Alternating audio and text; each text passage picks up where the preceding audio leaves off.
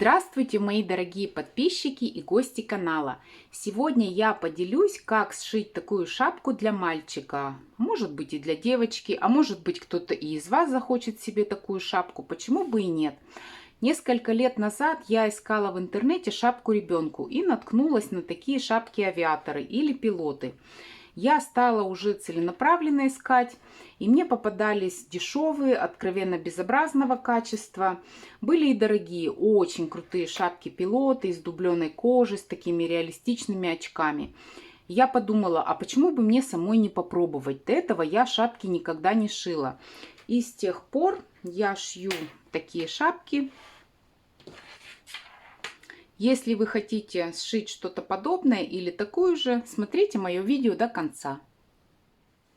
Вот материалы, которые я приготовила. Две задние половинки джинсов. Это, по-моему, размер 50-52. Здесь вот они по ширине. Вот 26,5 сантиметров. Можно взять вельветовые брюки или какие-то другие, а может быть просто отрез плотной ткани. В качестве подкладки я использую хлопчатобумажный искусственный мех на трикотажной основе. В синтетических шапках мой ребенок приходит с улицы с мокрой головой. Поэтому мне надо, чтобы она была теплая и одновременно воздухопроницаемая и гигроскопичная. Лоскут кожи на очки и ремешки. Толщина этого около 3 мм. Ну, можно взять и искусственную кожу. Плотная пленка в качестве линз на очки. Сколько она микрон, я сказать не могу. Я ее уже использовала в одном из предыдущих видео. Что-то жесткое я не использую, берегу свою машинку. Хотя можно сделать очки и вручную, конечно. Ну, знаете, дети растут быстро, теряют вещи. А одна шапка у нас ушла, в кавычках, да, прямо из раздевалки в спортивной школе. Поэтому хочется как-то оптимизировать трудозатраты. Вот такая стропа. Тоже для ремешков. И две пряжки шириной вот здесь внутри 2,25. Выкройку я брала из интернета, шила по ней образец из хлопчатобумажной ткани и подгоняла ее. Размеры и форма головы у всех разная. Кому-то лоб побольше закрыть надо, кому-то сзади пониже, да, чтобы шею закрыть. И без пошива образца и корректировки выкройки шить шапку я, конечно, не рекомендую. Поэтому, девоньки, смысла просить у меня выкройку нет. Она на конкретного ребенка с обхватом головы 54 сантиметра. Можете поставить на паузу, да, и мою выкройку перерисовать, конечно, мне не жалко. Размеры я указала все, шейте образец, подгоняйте.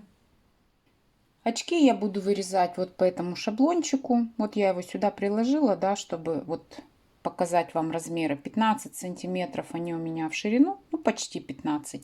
И в высоту 6,5 сантиметров.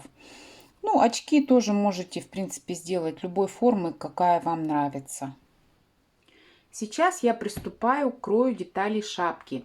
На выкройке из интернета направление долевой нити было указано, ну вот как-то так. То есть выкройку надо было бы расположить вот таким образом. Я же нарисовала долевую вот так, чтобы ушки эти не растягивались. Направление долевой нити при раскладке, конечно, важно. Но я делала и вот таким образом выкраивала. Вот смотрите, есть шапка вот именно с такой раскладкой. Вот она, смотрите, кругленькая, сидит она хорошо. Ничего нигде не топорщится. Но я не могу это объяснить.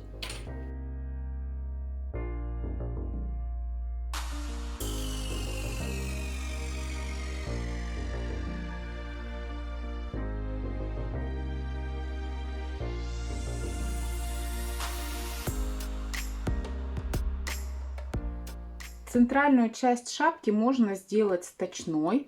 Как вот на этой шапочке, да, здесь вот я стачивала. Но эта широкая штанина позволяет сделать ее цельной.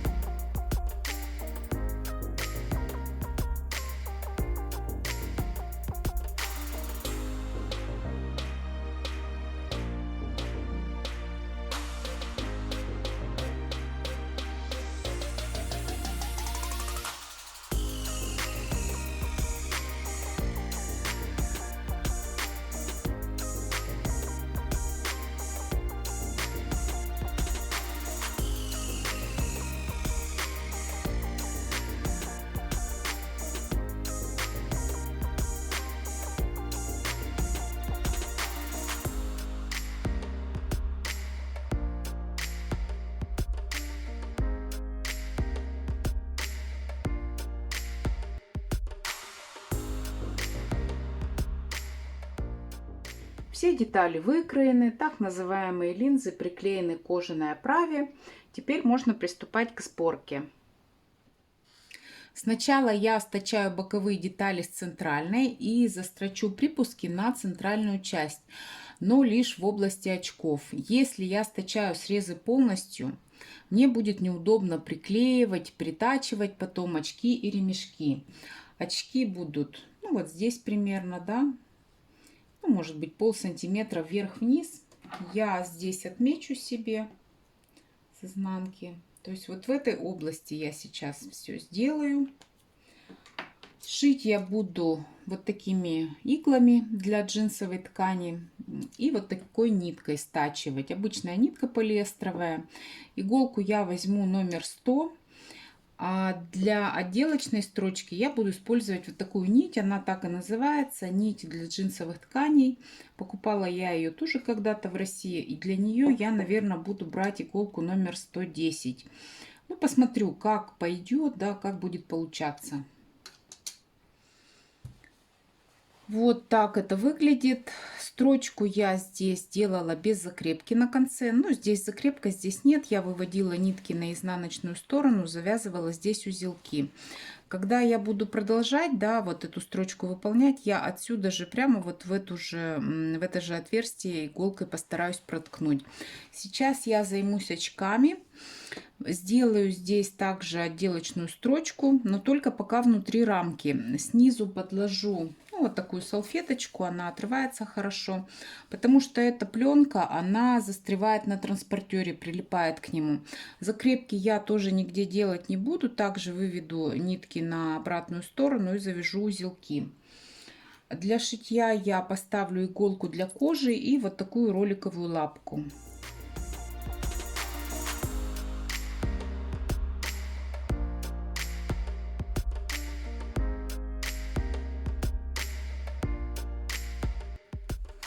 Вот что получилось. Не идеально, конечно. Получались и получше у меня очки. Кожа шилась тяжело. Она все-таки здесь, ну, 3 миллиметра толщиной. В двух местах у меня случились пропуски. Сейчас я обрежу лишнюю пленку, отступая от строчки, ну, на пару миллиметров. Вот полностью все это вырежу, да. Для чего? Чтобы сцепление с джинсовой тканью было лучше, когда я это буду все приклеивать. А во-вторых, мне очки надо слегка закруглить, и одна кожа в этом случае будет более податливая, чем с пленкой. Приклеивать очки я буду следующим образом. Ну, я вот эту деталь возьму подкладки, да, центральную, вот так вот сверну ее и подложу сюда вниз, чтобы здесь такая закругленная форма была. Здесь вот намажу клеем, да, ну, кроме, естественно, пленки. Померяю вот так ровненько, все вымеряю здесь и приклею. И сюда же я сбоку прихвачу вот эту стропу. Она вот до сюда пойдет. Ну, я здесь, наверное, булавочками приколю, да, чтобы все ровненько было, чтобы у меня угол ровный был. Тут тоже так же сделаю с этой стороны. Вот таким образом. И оставлю сохнуть. Клей высох. И сюда можно было бы, конечно, кожаные ремешки сделать. Но я делаю стропу для разнообразия.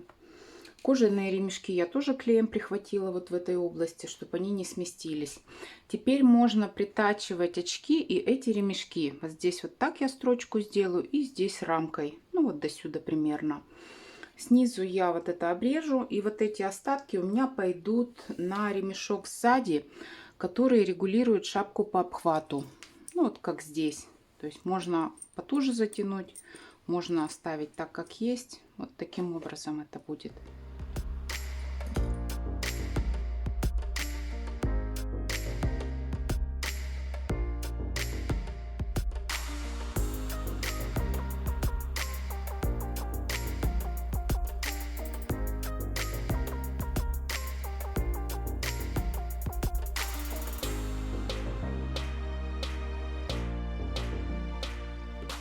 Очки я притачала, ремешки эти кожаные тоже. Сейчас можно будет стачивать вот эти вот срезы, да, до конца. Но прежде чем это сделать, я вот таким образом вот эти ремешочки из стропы зафиксирую, чтобы они не стягивали. И приложу сюда эти кожаные тоже ремешочки. Вот. И вот таким образом здесь их прихвачу. Ну, крупным, мелким стежком, неважно, чтобы они у меня не смещались. И потом уже буду стачивать эти срезы. Детали все я стачала, и мне осталось проложить вот такую строчку, да, вот отсюда, где я останавливалась, до конца декоративную, застрочить припуски. Смотрите, если я включая кожаный припуск, здесь проложу строчку, то потом, когда я буду вот так ремешок делать, здесь получится некрасиво, слишком, ну, какая-то волна, да, такой загиб некрасивый. Если вместе с этим, ну, у меня машинка здесь не возьмет. 4 слоя джинсовой ткани плюс 2 кожи. Тут что-то нереальное. То есть, ну, и на руках тоже это, в принципе, тяжело. Поэтому смотрите, что я сделаю, девоньки. Я вот этот один припуск джинсовый здесь разрезала, да. И кожаный припуск я положу, так сказать, на боковую деталь. То есть не к центру он пойдет, а на боковую. Все остальные припуски у меня на центр, а этот, вот именно этот участочек, на боковую. Смотрите, когда я буду строчку прокладывать, я буду прямо по коже прокладывать, по ремешочку. Здесь, опять же, все на центр у меня пойдет. И у меня и ремешок здесь будет зафиксирован, и будет все ровненько. Припуски я застрочила, вот так это выглядит с изнаночной стороны.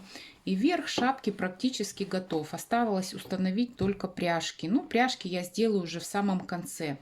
Сейчас еще я срежу лишние припуски, да, вот в местах закруглений. Ну вот зачем они такие большие нужны? Они здесь топорщатся, как-то волнами лежат. Отутюжу здесь все и займусь подкладкой. Поставлю светлую нитку, иголку джерси, выставлю трикотажный шов и стачаю детали подкладки.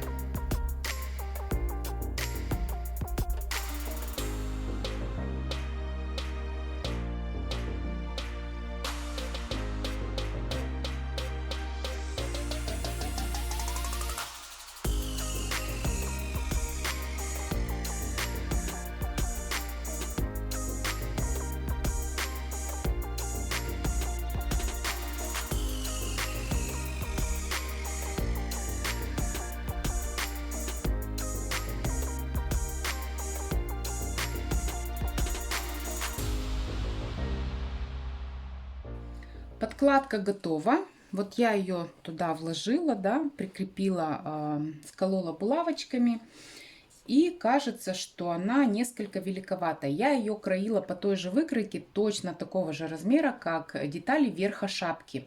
Делала я это осознанно. Я хочу, чтобы когда я стачаю верх и подкладку, у меня подкладка немножко вот так загнулась. То есть получился такой своеобразный, ну, кантик, что ли, меховой. Здесь на ушках поменьше чуть-чуть будет, а здесь в области лица и сзади, где шея, побольше.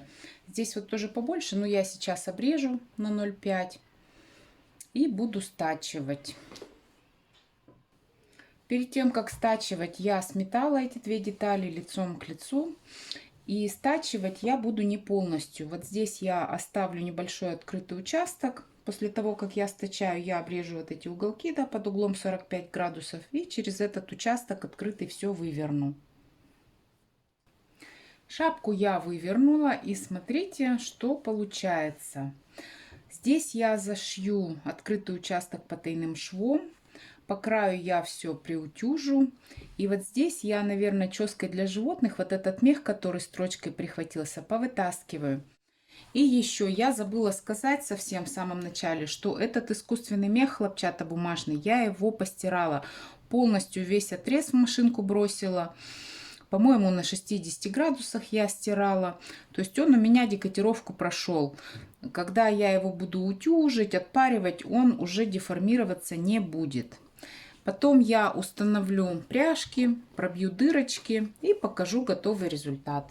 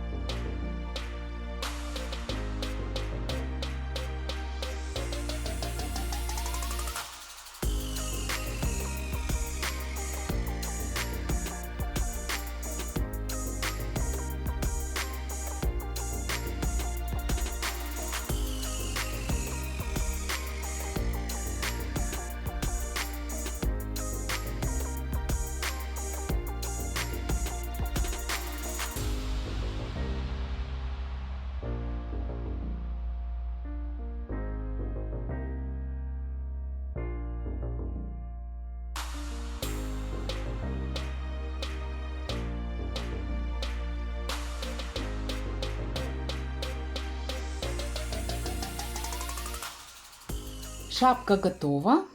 Вот так она выглядит со всех сторон. Я ее надела на манекен головы, чтобы наглядно показать, да, покрутить. Ее можно в застегнутом состоянии носить. Или вот так в расстегнутом. Ну, у нас зимы не слишком холодные здесь, поэтому у меня ребенок никогда не застегивает шапку. Если вам нравится то, что я делаю, подписывайтесь на мой канал. Буду очень рада вашим комментариям, лайкам. Всем желаю хорошего настроения. До свидания.